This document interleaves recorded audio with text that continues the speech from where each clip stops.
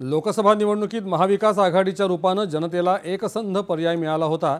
आगामी विधानसभा निवडणुकीला सामोरे जाताना एकत्र लढण्याची आमची प्रक्रिया सुरू झाली आहे, मात्र त्याला मूर्त स्वरूप आलं पाहिजे, अन्यथा लोकसभेसारखा स्पष्ट निकाल लागणार नाही, असं राष्ट्रवादी शरदचंद्र पवार पक्षाचे अध्यक्ष शरद पवार यांनी म्हटलं आहे।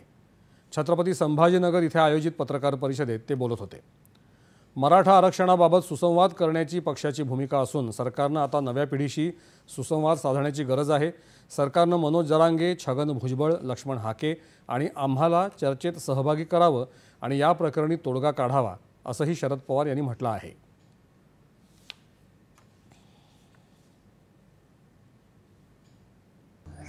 या सगळ्या गोष्टीची चर्चा मुख्यमंत्री ज्यावेळी सगळ्यांना बोलून करतील त्यावेळेला मार्ग काढण्याच्या दृष्टीने आम्ही याच्यात लक्ष घालू। आज उगीच त्याच्यावर भाष्य करणं आणि कटुता किंवा अंतर वाढवणं हे शहाणपणाचं लक्षण नाही। भाजपा सरकारचा संविधान बदलण्याचा हेतू आहे असा आरोप करत जनतेला ही बाब आवडली नसल्याचं शरद पवार म्हणाले।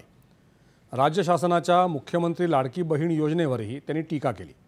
निवडणुका जाहीर होण्याआधी अशा योजना घोषित करून एखाद दुसरा हप्ता देऊन जनमानस आपल्या बाजूला करण्याचा सरकारचा प्रयत्न आहे, मात्र या योजना तात्पुरत्या स्वरूपाच्या असून महायुती जनतेची दिशाभूल करण्याचा प्रयत्न करत आहे, असा आरोप देखील शरद पवार यांनी यावेळी केला।